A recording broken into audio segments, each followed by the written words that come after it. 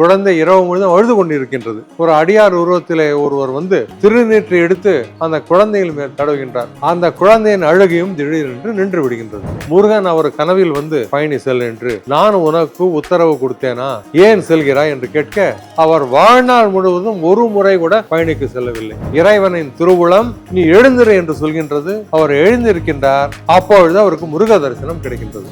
ஒரு வண்டியினுடைய சக்கரமானது அவரது இடது காலின் மேல் ஏறுகிறது. கால் முறிவு ஏற்பட்டு விடுகின்றது. அவரை வந்து பொது மருத்துவமனைக்கு எடுத்து செல்கின்றனர். பக்கத்தில் முருகனே குழந்தையாக வந்து படுத்து கொண்டிருக்கும் காட்சியும் அவருக்கு தெரிகிறது. இவர் எழுகிறார், நடக்க தொடங்குகின்றார்.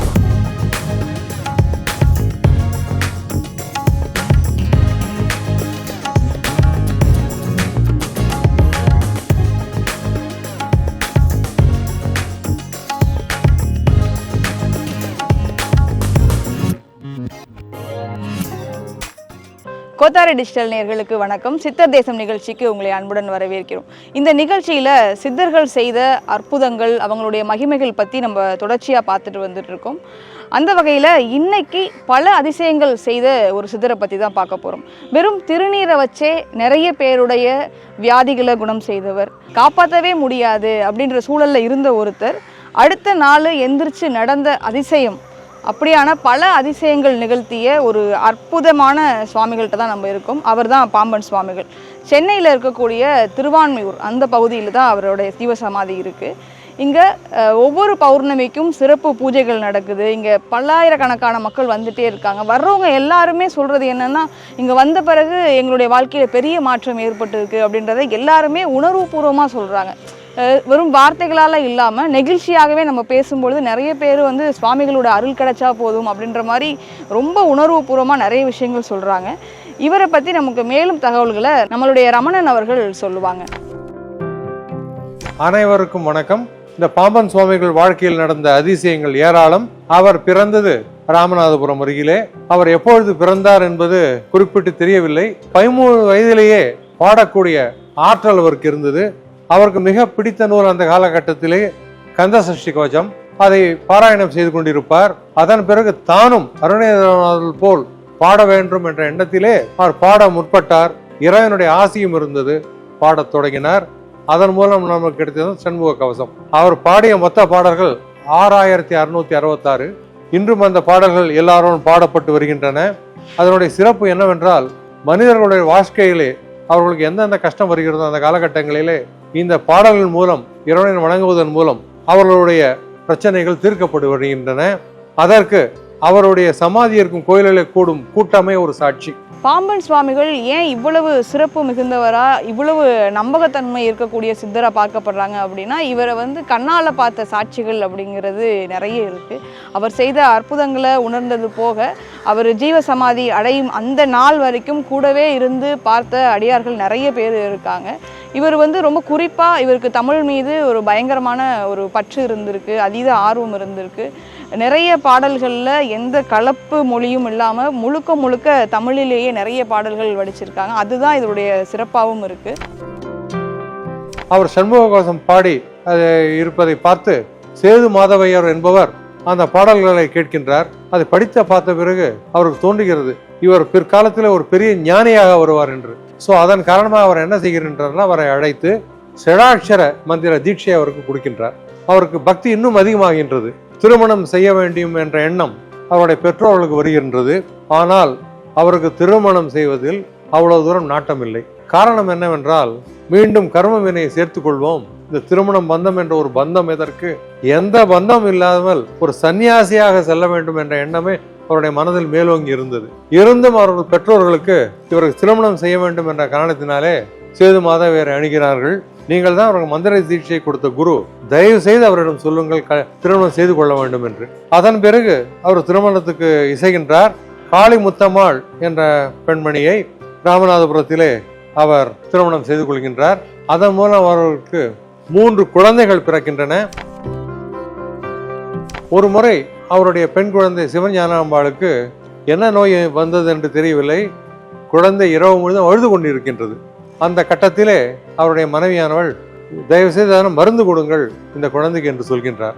அப்பொழுது எந்த மருந்தும் தேவையில்லை, இறைவனை வேண்டு என்று சொல்கிறார் அவர். அந்த அம்மாவும் இறைவனை வேண்ட திடீரென்று யாரோ கதவை தட்டுகின்றார்கள். கதவை திறந்தபோது ஒரு அடியார் உருவத்திலே ஒருவர் வந்து திருநீற்றை எடுத்து அந்த குழந்தையின் மேல் தடவுகின்றார். அந்த குழந்தையின் அழுகையும் திடீரென்று நின்று விடுகின்றது. பிறகு அவர் மனைவி அவரிடம் சென்று இந்த நிகழ்ந்ததை சொல்கின்றார். அப்பொழுது அவர் தோன்றுகின்றது, இறைவனே வந்து அதை செய்திருக்கின்றான் என்று. அவர் இறைவனை காணவில்லை, நான் பார்த்திருக்க முடியவில்லை என்று கொன்ற ஒரு ஆதங்கம் இருக்கின்றது. எப்பொழுதும் இறைவனுடைய வழிகாட்டுதலின்படியே நடந்து கொண்டிருப்பார். ஒரு முறை அவருடைய நண்பர் நான் பழனிக்கு செல்கிறேன் என்கின்றார். இவரும் பழனிக்கு போக வேண்டும் என்று அவா வருகிறது, நானும் வருகிறேன் என்கின்றார். நீ எப்போதுமே நீ முருகனை வணங்குகிறவன், அவரிடம் நீ அனுமதி கேட்டாயா என்று கேட்கின்றார். இவரோ கேட்டுவிட்டேன் என்று சொல்கின்றார். அது உண்மையில பொய் சொல்லி விடுகின்றார், வேற ஒன்றும் இல்லை. அன்று இரவே முருகன் அவர் கனவில் வந்து, நான் உனக்கு உத்தரவு கொடுத்தேனா நீ பழனி செல் என்று, ஏன் செல்கிறாய் என்று கேட்க, அதன் பிறகு அவர் பழனிக்கு செல்லவே இல்லை. அவர் வாழ்நாள் முழுவதும் ஒரு முறை கூட பழனிக்கு செல்லவில்லை. 1894ஆம் வருடம் பிறப்பன் வலசை என்ற ஒரு கிராமம் அவர் ஊரின் அருகில் இருக்கிறது. அந்த கிராமத்துக்கு செல்கின்றார். அது மயான வளாகத்திலே ஒரு குழி வெட்டப்படுகின்றது. அந்த குழியில் உட்கார்ந்து கொள்கின்றார். அவர் முழுதும் மறைக்கப்படுகின்றார். 2 கைகள் மாத்திரமே வெளியே வருவதற்கான ஒரு இடைவெளி உண்டு. அப்பொழுது அவர் சொல்கின்றார், எனக்கு உணவு கொடுங்கள், எப்பொழுது நான் முதல் நாள் வைத்த உணவை ஏற்றுக்கொள்ளவில்லையோ அன்று முதல் நிறுத்தி விடுங்கள் உணவு கொடுப்பதை என்கின்றார். பொதுவாக அவர் உப்பு புளி காரம் எதையும் சேர்த்துக் கொள்ள மாட்டார்.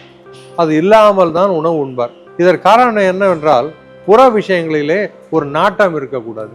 அப்பொழுதுதான் அகமுகமாக கடவுளை காண முடியும். இந்த வெளி விஷயங்களிலே எந்த ஒரு ஆர்வமும் இருக்கக்கூடாது என்பதன் காரணத்தினாலே அவ்வாறு அவர் அந்த உணவு முறையில் ஒரு கட்டுப்பாடை வைத்துக் கொண்டிருந்தார்.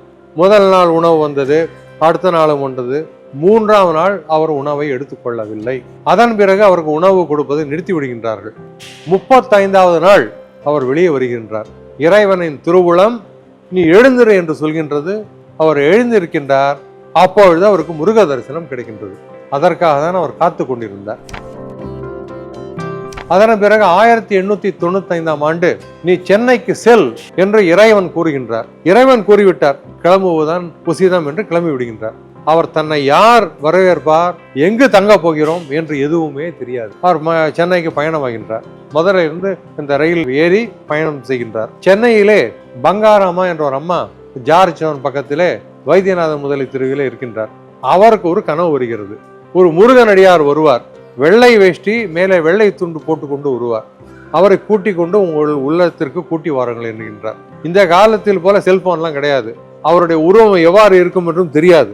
வீட்டிலே உள்ளவரை வண்டியை ஓட்டுவரை கூப்பிட்டு, நீ எக்மோர் ரயில் வண்டி நிலையம் செல், அங்கே வெள்ளை வேட்டி வெள்ளை துண்டுடன் ஒருத்தர் வந்திருப்பார், அவரை கூட்டிக் கொண்டு வா என்று சொல்கின்றார். அவர் உருவத்தை பற்றியும் சொல்கின்றார். அவர் கண்ட கனவிலே அவருடைய உருவம் எவ்வாறு இருந்ததோ அதை விவரிக்கின்றார்.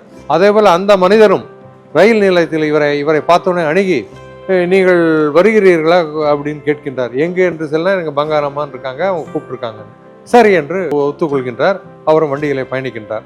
பிறகு இந்த அம்மா வீட்டுக்கு வந்த பிறகு அந்த அம்மா சொல்கின்றார், நேற்று இரவு ஒரு கனவு கண்டேன், உங்களுடைய உருவத்தை காட்டி அவர் சென்னை வந்தால் அவரை கூட்டி கொண்டு வா என்று சொன்னார்கள், அதான் கூட்டி வந்துள்ளேன் என்கின்றார். அவருக்கு மிகுந்த சந்தோஷம்.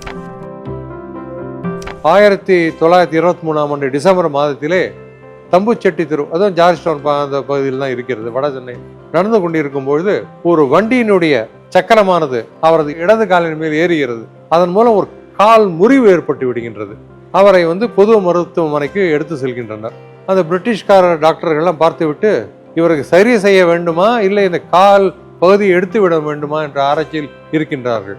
அந்த நேரத்தில் இவருடைய பக்தர் சின்னப்பதாச ஜோதிடர் அவர் எழுதிய சண்முக கவசத்தை தினமும் பாராயணம் செய்ய தொடங்கின்றார்.